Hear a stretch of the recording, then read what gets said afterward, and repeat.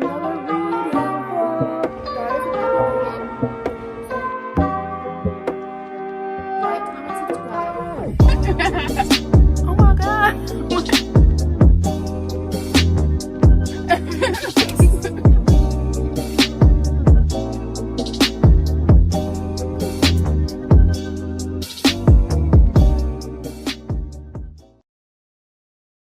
Hi everyone, welcome to my channel. My name is Lauren and this is Lauren's Library. Today I'm going to be doing my June wrap up. Last month I said I was doing my June wrap up when it was actually May. Like, I titled the wrap up June reading wrap up and everything, and didn't nobody tell me nothing. I blame y'all, because why didn't nobody tell me that I had the wrong month? So this is the correct month. This is my June. This is everything I read in June, okay? Just to get that out there. But for this month, I read a lot of Black romance. I think it wasn't on purpose, but I think I was just going through Scribd and going through my bookshelves and prioritizing unconsciously, really, books that I know authors that are written by authors who will be at the Black Romance Festival in Atlanta, Georgia next year. So I wanted to read, I've been trying to read some of those, so when I come across those books on Scribd, or if it's an author that I have on my shelf, I want to go ahead and read it. So I have read that author's book before I go and meet them in person next year. Is anybody else going? Let me know in the comment sections below so we can discuss. I'm really excited. I think it's going to be a lot of fun. First off, we're going to be starting with Blockshot by Kennedy Ryan. This is the second book in the Hoops series by Kennedy Ryan. It follows two main characters, Jared and Banner. Foster is Jared's last name. Jared and Banner. Jared is the stepbrother of our main character August in this book. We follow his brother in this book. And Jared and both Banner are sport agents, and they went to school together.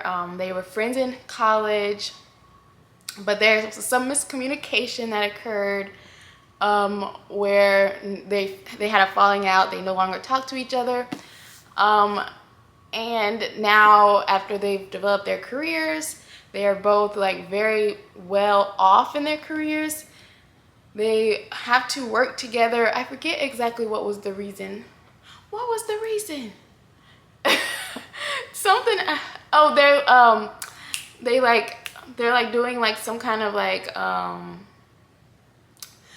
August from the first book. Him and one of Banner's clients are on the same team, so they're doing some kind of like charity event or something like that. But since they're like being paired together and having to work together, their miscommunication kind of gets explained, and they start growing a relationship together again. But the problem is Banner is engaged to one of her clients, and so she feels kind of conflicted because she kind of feels like she's settled with this guy that she is with now. And Jared, he does not care. He's like, I've liked her since college.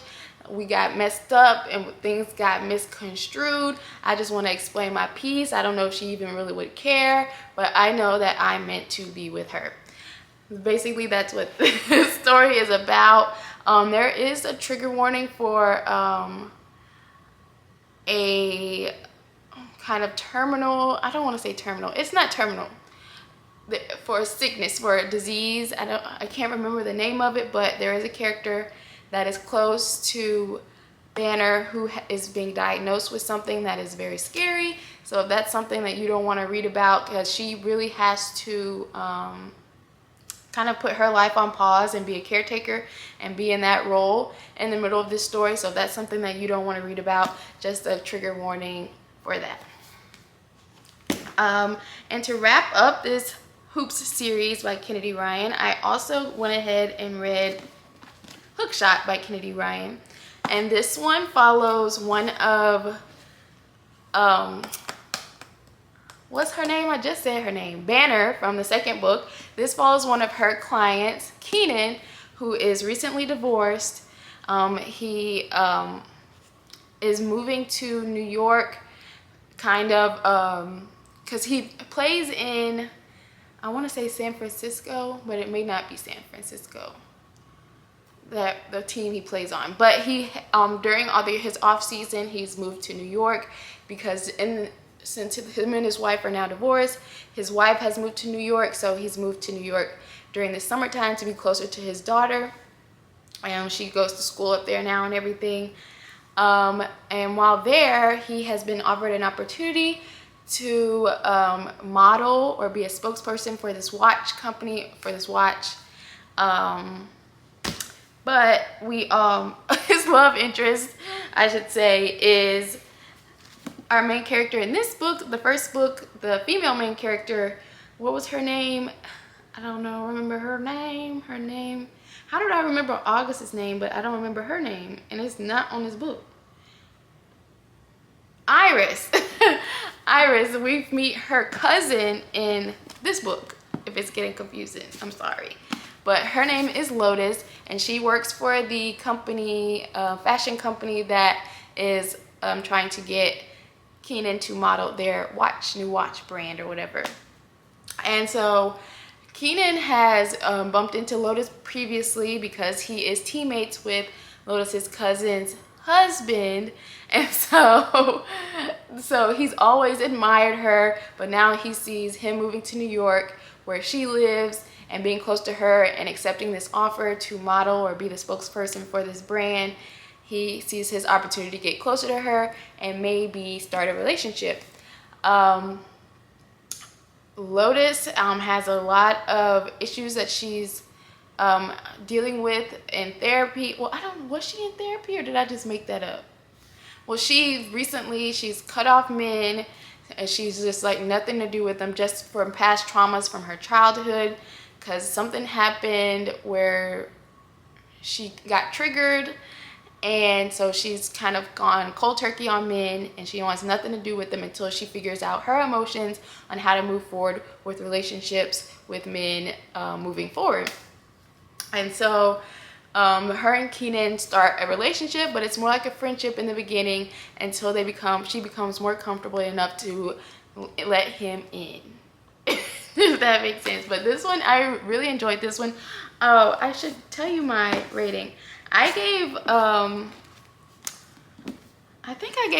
guess I could do all three.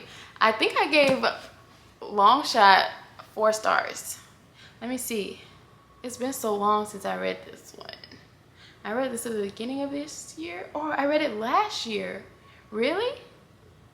I thought I read it this year. Let me scroll. I'm scrolling on Goodreads, y'all.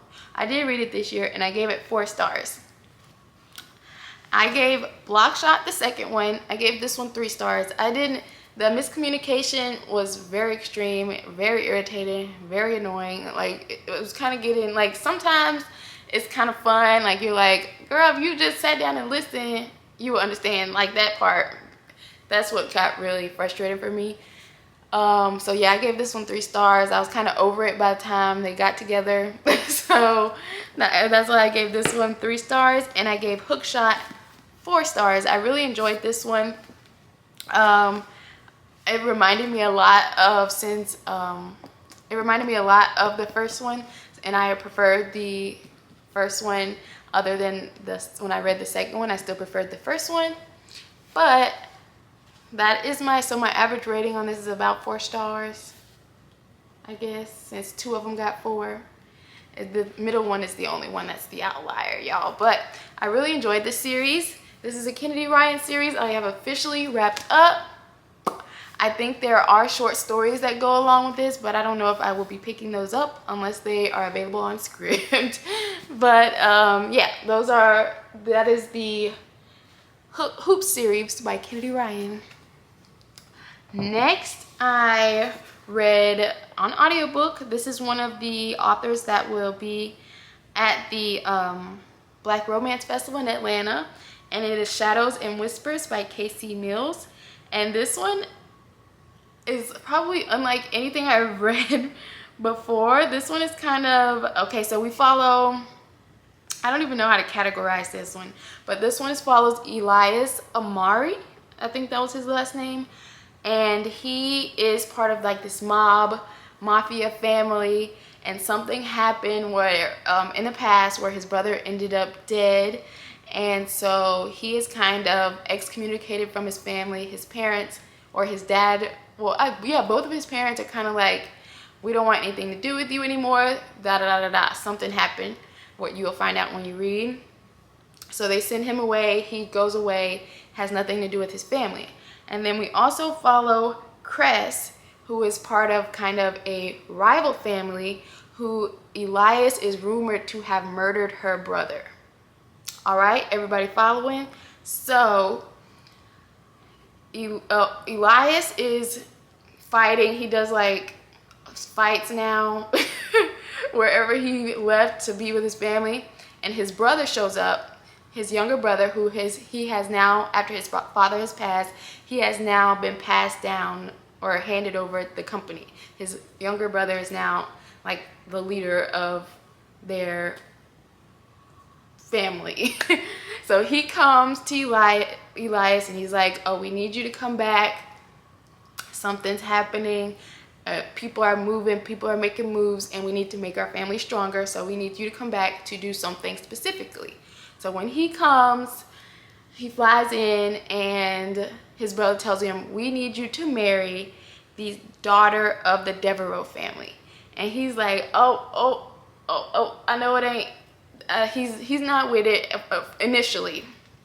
And then we go over to the Devereaux family, who Cress is a part of, and she has just been informed that Elias, her brother's murderer, is about to marry her younger sister. And she is all up in arms. She's like, no, this is not gonna happen.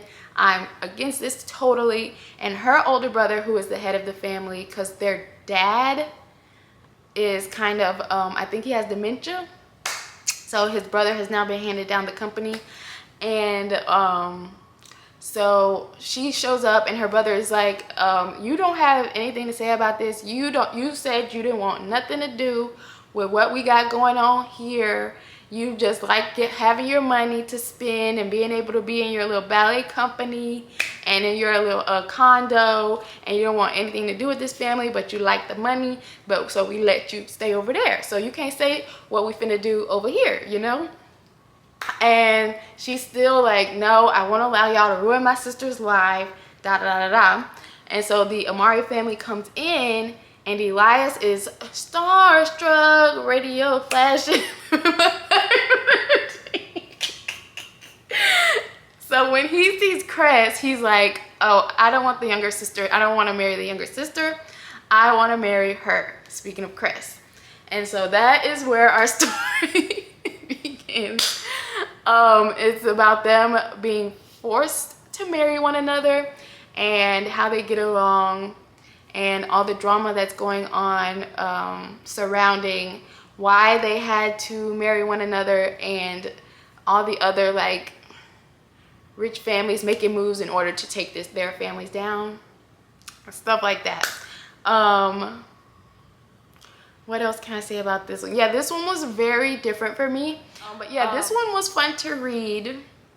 Although I did give it 2.5 stars. I didn't think it was written very well, but it was still kind of like, haha, this is fun, because I could not take it seriously. There is a second book. I don't know if I will pick that one up. But this one was fun while it lasted. You know, it was just like a hee hee ha ha fun time. And that is Shadows and Whispers by Casey Mills. 2.5 stars. Next, I read 7 Days in June by Tia Williams. I did a Are They For Me video for Tia Williams. So I read 2 of her books, and I watched one of her movie adaptations. And this one follows Ava, Mercy, and Shane. And they're both authors. Ava writes more vampire romance books, while Shane writes more contemporary fiction. And Ava is kind of trying to break out of her box of writing just She's written 15 books in her vampire series, and she's kind of over it, but she has a loyal fan base that people who show up, people who come send up, that fly her out to do events for like their book clubs or whatever, and she's like, they're loyal, these people stick with me, but I want to write something else. And then we have Shane, who is now sober. He's been sober for, I don't remember how long they said, but he's been sober for a while, but he hasn't written a book since he's been sober. He's been on all these New York Times best-selling lists, but for all of those books that he wrote that were on the New York Times, he was highly intoxicated. So he's kind of struggling on where to go next, because he isn't dependent on drugs or alcohol at the time of writing his next story. So when what we come to find out in this book is that Shane and Ava went to the same high school. They had a run-in in high school where they kind of just clicked. Ava grew up where she moved from school to school, from town to town, city to city, state to countries, because her mom was very dependent on men who would tell her, oh, just move here and I'll take care of you, da da da da da. But Ava says that as time went on, the places that they were being moved to would be dingier and dingier every time they would move. And so she also suffers from chronic migraines where it just destabilizes her, and she has to, like, pain medicine sometimes just doesn't work for her. And so even when she was younger, she had chronic migraines, so she would self-medicate with her mother's pills. And so her life was just tragic at that time. And when she moved to DC, that's when she ran into Shane, who at that time was being moved from foster home to foster home, who was also self-medicating, who they were just both train wrecks at the time, where they were just clicked together and stuck together and would do toxic stuff together, you know? So when they meet again in their respective careers as grown adults who have now found better ways to cope with their trauma, we follow them in these 7 days in June to see where their relationship goes and how it develops from when they were in high school to now, you know? And I really had fun with this one. I gave it 4 stars. It was so much fun.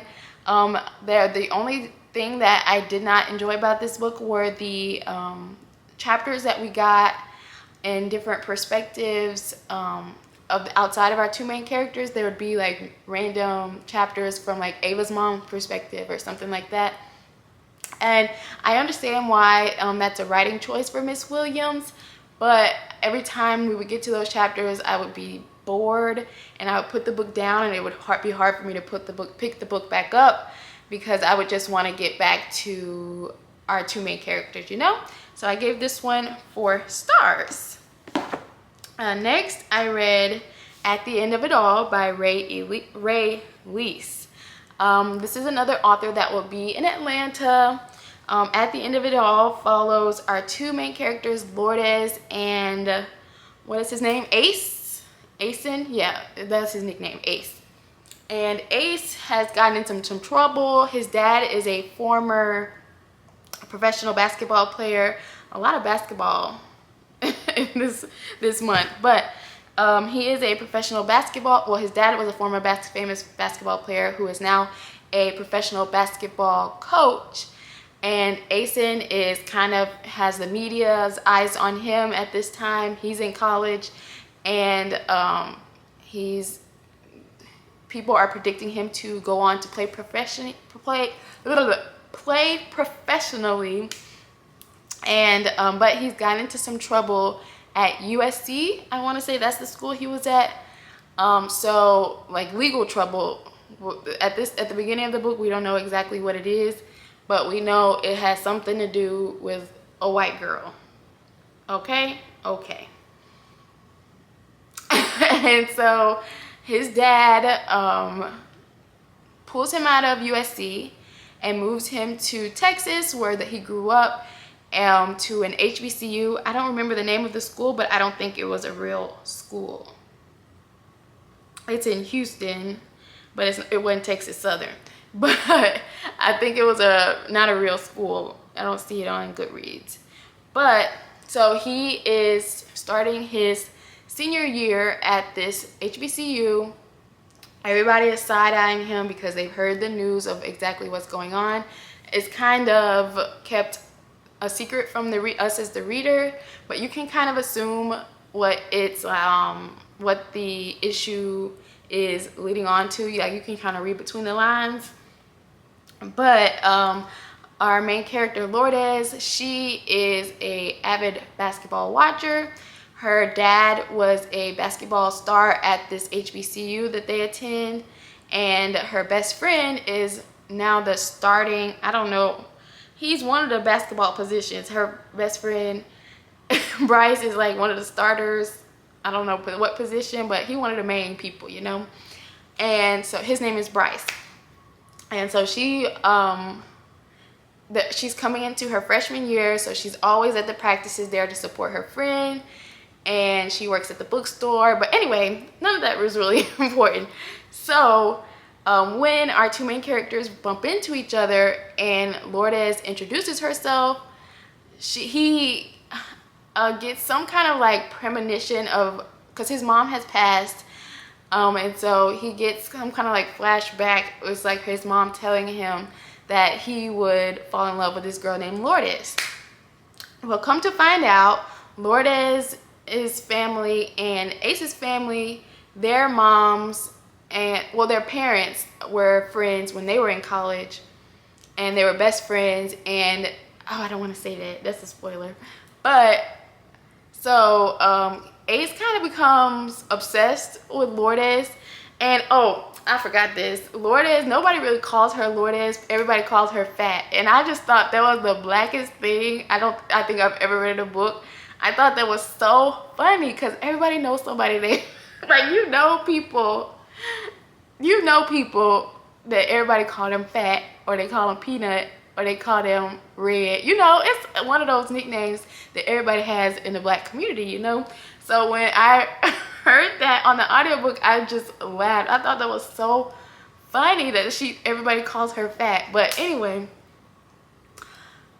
he just becomes obsessed with her, and he calls I don't know what to say about this because it's kind of awkward how obsessed he becomes with her. Like, he already sees her as his, like, really possessive of her.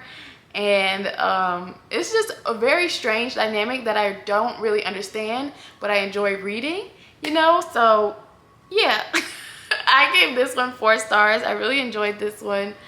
It was just a not simple story, but it was just a fun time. And you're just like wondering what's going on exactly inside Ace's mind, because it was very strange. It was like watching You, but not as extreme as You, because he was killing people in You, but Ace became very obsessive over Lourdes. And so take with that what you will. Next, I read A Love Song for Ricki Wilde by Tia Williams. This was also one of the books I read in my Tia Williams Are They For Me reading vlog. This one is different, completely different from 7 Days in June. This one follows our main character, Ricki, who is kind of the black sheep in her family. Her dad owns a enterprise of funeral homes. And so, he's passed down to all of his daughters. She has 3 older sisters. He's passed down like a franchise to each of them to manage. The only one that hasn't gotten that luxury is Ricki, because I think it's because she didn't like major in something, I don't know, business maybe. But Ricki, they're having their family meeting, and she says, I want to open a florist shop. And so her dad says, okay, I'll let you do this. You know, the trope or whatever. So she ends up meeting this older lady who has a space in Harlem, New York for her to move into in order to open her floral shop. She moves to Harlem. She's having a fresh start away from her family and all of their judgmental ideas of her. She meets her friend Tuesday, who is a former child star. Something happens. I can't remember why exactly. She goes on this walk. She goes on a walk around Harlem and admiring the views and the past and the history of Harlem. When she goes into this community garden where she runs into our male main character, whose name was Ezra. Yeah. I think it was Ezra. I'm not bumping into it on this thing. I just see Ricky's name. I don't see his name. Yeah, it doesn't say his name, but I'm pretty sure it's Ezra. She bumps into Ezra, who is, she feels some kind of aura from him where he doesn't seem of this time. So that's kind of a clue, because we jump back and forth from 2024 all the way to the 1920s, 1930s, where we follow a character named Ezra Breeze, who has recently moved to New York from South Carolina, and he wants to be a famous jazz piano player. And I don't feel like I don't want to give it away. Just go into this knowing that it's different from 7 Days in June. It kind of has a magical realism twist. You follow Ricky's journey moving to New York and who she runs into. The people that she meets there are very interesting. The older lady that allowed her to move in, what was her name? Dahlia, I think it was. I can't remember. Miss Dahlia. Her relationship with her and her relationship with Tuesday, her friend, the former child star. Those are very much highlights for me while reading this. And you read exactly what's going on with Ricki and the strange man she ran into at this community garden. That's all I want to say, because I don't want to give everything away. It was fun trying to guess, you know? So if that's something that interests you, I would go ahead and pick this one up. I gave this 4 stars. I really enjoyed it. I enjoyed the twist, this like supernatural twist to it. I enjoyed reading Ricky's trials and tribulations of opening this business and how she was marketing her business in the city of Harlem. It was just so fun. I really enjoyed it. It was fun to just guess and see where it was going next, because I, going into this knowing nothing, had no idea where it was going to end off or even where it took off, y'all. But yeah, this one was very fun. All right, that's everything I read in the month of June. I hope you enjoyed everything you read this month or last month. Let me know what you read in the comments down below. If you enjoyed this video, please like, comment, and subscribe, and I'll see y'all next time. Bye.